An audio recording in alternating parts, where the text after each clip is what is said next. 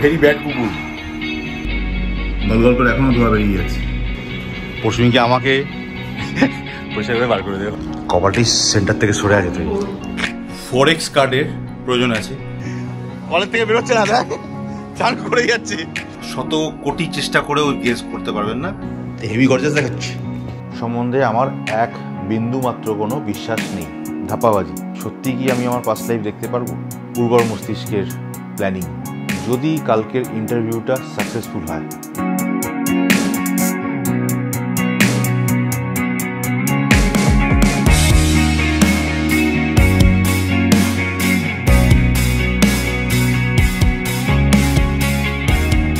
ফুলটার size দেখেছো? আমার হাত ছোট পড়ছে, এত বড়। টুকি মা, এটা কি কালা? আমার হাতের সাইজ দেখো আর ওর সাইজ দেখো, আমার হাতের থেকে বড়। Good morning, good morning. বড় গুড মর্নিং বলছি। ভেরি ব্যাড কুকুর। তো একটু জিম থেকে ঘুরে আসি চট করে। বাজে কটা? প্রায় 9:15 বেজে গেছে। আজকে সকাল থেকে, সকাল মানে ভোরবেলা প্রায় 4:30-5টা থেকে নাকি আমাদের বাড়ির গলি দিয়ে দমকল বাহিনী গেছে। এবার কোথায় আগুন লেগেছে প্রথমে বোঝা যাচ্ছিল না। পরে আমি যখন ঘুম থেকে উঠলাম বাথরুমে, তখন বাজে 7টা 7:30। সেই সময় দেখছি দুটো দমকল বাহিনী গাড়ি ফেরত যাচ্ছে, মানে কাজ হয়ে গেছে চলে যাচ্ছে। তো আমাদের বলেছিল, বিশ্বদ্বীপ পাশে এসে বললো যে আমাদের বাড়ির পিছন দিকে একটা মাঠ মতো জায়গা আছে, ওখানে নাকি আগুন লেগেছে। আমি প্রথমে খেয়াল করিনি, এখন অনেকক্ষণ ধরে দেখছি। দেখো, মানে দমকল বাহিনী তো নিভিয়ে চলে গেছে আগুন, কিন্তু স্টিল ধোঁয়া উঠে যাচ্ছে। বুঝতে পারছো আশা করি? ওই দিকটা গল করে এখনো ধোঁয়া বেরিয়ে যাচ্ছে। মানে কি ভালো মতো আগুন লেগেছিল, খতরনাক মতো। হ্যাঁ, 10:30 বাজে কমপ্লিট। বাইরে অসম্ভব রোদ, অসম্ভব গরম, ঝাঁঝিয়ে যাচ্ছে। গত কদিন ধরে বৌদি খুব পরিশ্রম করছে। কালকে বাগান ফাগান নিয়ে ব্যস্ত ছিল, আজকে আবার আমাকে এটা দিয়ে ডান্ডা দিয়ে তাড়া হচ্ছে। কালকে বাগান পরিষ্কার করেছে, এই জায়গা পুরো সাফা। আজকে আবার ঝুল। পরশুদিনকে আমাকে পরিষ্কার করে বার করে দেবে ঘর থেকে। তারাও করছে আবার মায়ের মধ্যে। তারার জন্য ওই সারপ্রাইজ এসছে, ওই অত বড় ফুলটা, ওটা মাথায় গুঁজে নিয়ে কাজ করে দিন। হ্যাঁ, পাগলি। ও লাইনটাও লাগায়নি, লাইনটা এমনি ফেলে রেখেছিল, কানেকশন করা ছিল না। এখন কি করালে তুমি? এইখানে লাইটটা কবে থেকে পড়ে আছে। সুইচ কোনটা? এইটা। ও হরি, আর ওটা তো বেশ জোরালোই মনে হচ্ছে। 5 ওয়াট। কত ওয়াট? 5 ওয়াট। হ্যাঁ, রাতের বেলার জন্য ঠিক আছে। এই দিকে পুরো, এই সাইডটা পুরো অন্ধকার। একটু অন্ধকার হয়ে যাবে আগে। আর আমাদের লাইটটা সেন্টারে, সবার সামনে সেন্টারে, আমারটা সাইডে। কপালটি সেন্টার থেকে সরে আছে। তুই হ্যাঁ, এই তো বলছি, এইদিকে সেন্টারে নেই, ডান দিক বাদিক হয়ে আছে। হনুমানজির তো ওখানে লাইট আছে একটা, আর এটা একটা হয়ে গেল গেটের জন্য। গেটটা ব্রাইটনেসটা থাকবে আর কি। হ্যাঁ, ভালোই আলো আছে, আলো ভালোই আছে। এই গেটের সঙ্গে এই লাইটটা ম্যাচ করবে। কিরকম? হোয়াইটটা ম্যাচ করবে। হ্যাঁ, হোয়াইটটা একটু ফ্যাট ফ্যাটে লাগবে, চকলেটের সঙ্গে একটু পেল ইয়েলো টাইপের। কালারটা ওয়ার্ম হোয়াইট। হ্যাঁ, ভালো লাগছে না, দিনের বেলায় ভালো লাগছে, রাতের বেলা আরও ভালো লাগে। ব্যাপারই আলাদা। সকালবেলা আরবান ক্লাবের লোক কেটে গেছিলে, তাই তো? সকাল না একটু আগে ফ্যানটা, বাথরুমের ফ্যানটা খারাপ চলছিল না। সারানো হলো। চলো, বাজে প্রায় 2টো। খেতে বসে যাবো দুপুরের লাঞ্চে। পুঁই শাক আর এখানে হচ্ছে পাবদা মাছের ঝাল। প্রায় 2:45 বাজে, বেরোচ্ছি। অনেকগুলো মাথার মধ্যে ঘিচ করছে, কতগুলো ছোটো ছোটো পয়েন্ট, ছোটো ছোটো কাজ আছে, সেগুলোকে করতে হবে। কিন্তু ফার্স্ট কাজ ফার্স্ট। তো আজকে আমি ফার্স্টে যাবো আমার ব্যাংকে। আমি আমার ব্যাংকের অ্যাপটাকে আজকে লক করে বসেছি, আজকে না গতকালকে। আজকে ব্যাংকে না গেলে ওটা খুলতে পারবো না। নেক্সট উইক বোধহয় আমি হয়তো থাকবো না, কনফার্মেশন এখনও পাইনি। কোথায় যাব কী বৃত্তান্ত জানাবো, বাট আগে কনফার্মেশন আসলে ততদিন তোমরাও যেরকম আধারে, আমিও ততখানি আধারে। চলো, কথা না বাড়িয়ে সিধা বেরিয়ে পড়ি। একটা সানগ্লাস কিনতে হবে, একটা ঘড়ির দরকার আছে, একটা বেল্ট কিনতে হবে, একটা বা দুটো চিনোজ কিনতে হবে 6 পকেটওয়ালা। কারণ আছে বলছি। একটা ফরেক্স কার্ডের প্রয়োজন আছে, তো সেই কারণে কালকে এইচডিএফসিতে গেছিলাম। এইচডিএফসিতে একটা অ্যাকাউন্ট খুলেছি, অ্যাকাউন্টটা অ্যাক্টিভেট যদিও আজই সকালবেলায় হয়েছে। এবার ফরেক্স কার্ড জিনিসটা কি জানো না তাদের জন্য হালকা করে বলি। এটা হচ্ছে এক ধরনের এটিএম কার্ড, যেটা দেশের জন্য নয় বিদেশের জন্য আলাদা করে এটিএম কার্ড যেটাকে বলে সেটাকে বলে ফরেক্স কার্ড। সেটারও অর্ডার করা হয়েছে, আগামীকাল হয়তো ওটা হাতে পাবো আমি, দেখি তারপরে পেলে বলছি, সঙ্গে কনফার্মেশনটা পেলেও। চলো এখন বেরোই, টাটা। লম্বা লাইন আপাতত পুরো সুজসেন স্ট্রিট জাম, আর ওদিকে সুকিয়া স্ট্রিট থেকে পুরো জাম হয়েছিল। আমি প্রথমে শিয়ালদা চলে এসে ভাবলাম ডাইরেক্ট ব্যাংকে চলে আসবো, উপায় ছিল না, বাদ ফিরে গিয়ে আবার অফিসের সামনেই বাইকটাকে লাগিয়ে ফের ব্যাংকে আসছি। লম্বা জাম কী হয়েছে এক্স্যাক্ট বুঝতে পারছি না। ব্যাংকে এসেছি, দেখি কতক্ষণ লাগে। পুরো কাজ মিটিয়ে বেরোতে বোধহয় 3:20। ব্যাংক থেকে ঘুরে চলে এসেছি, এখনও প্রচুর জ্যাম রাস্তার মধ্যে। যাই হোক, এই ঘরে লোক ভর্তি, আর একটা ক্যামেরা আনতে পাঠিয়েছিলাম, 3,500 টাকা তো নিল, জানি না কী করবে এখন। হিগভিশনের মাল এটা, ওয়্যারলেস সিস্টেম, কিন্তু ওয়্যারওয়ালা সিস্টেমটাকেই বেশি প্রেফার করা যাবে, কারণ এর পিছনে যে পোর্টটা দেওয়া আছে সেটা কিন্তু ওই ইন্টারনেট থ্রেড দেওয়াই আছে। ইনস্টল করে দেখতে হবে, একটা আগে টেস্ট করে দেখবো, যদি ঠিক থাকে তাহলে আরও 2 বা 3টে লাগবে এই ঘর আর ওই ঘর মিলিয়ে।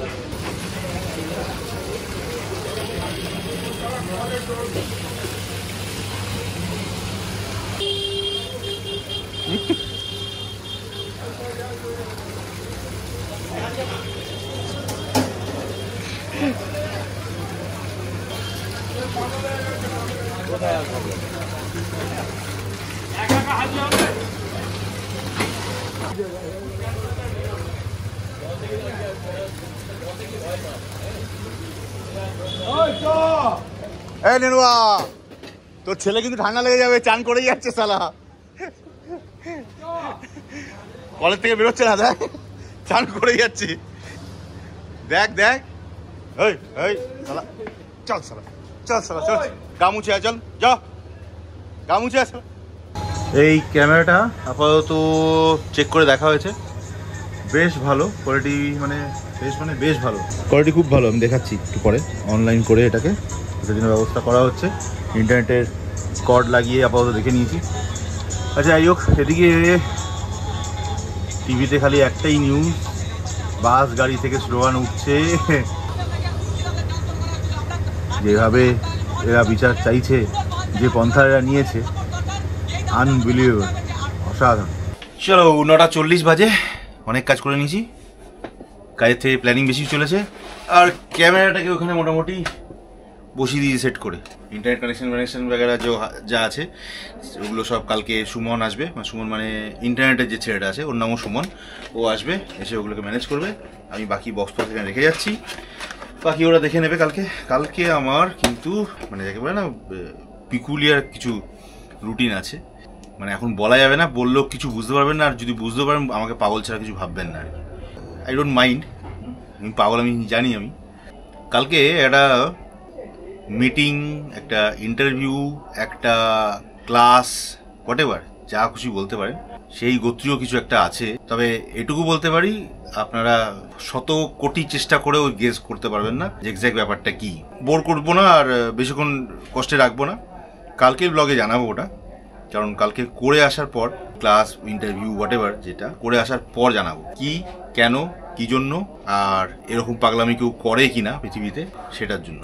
চলো আপাতত এখান থেকে গোটাই, চলে এসেছি বাড়ি, 10:20 বাজে। গাড়িটাকে একটু আগুপিছু করার বা স্টার্ট করা দরকার আছে, প্রায় 7 দিন হয়ে গেল, নো মুভমেন্ট গাড়ির। চলো শুরু করি।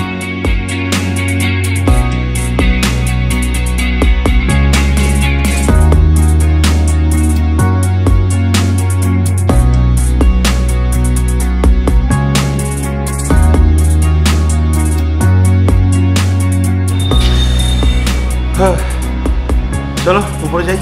বাহ বাহ বাহ, হেভি গর্জাস দেখাচ্ছে, একদম আমার বইয়ের মতো। হ্যাঁ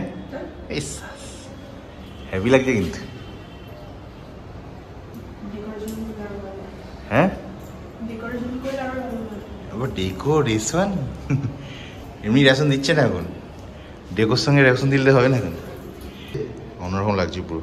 চলো বেজে গেছে প্রায় 12:05 হয়ে গেছে, রাতের খাওয়া দাওয়া সারতে হবে তাড়াতাড়ি। মেয়ের সকালবেলা স্কুল আছে। কি আছে গো?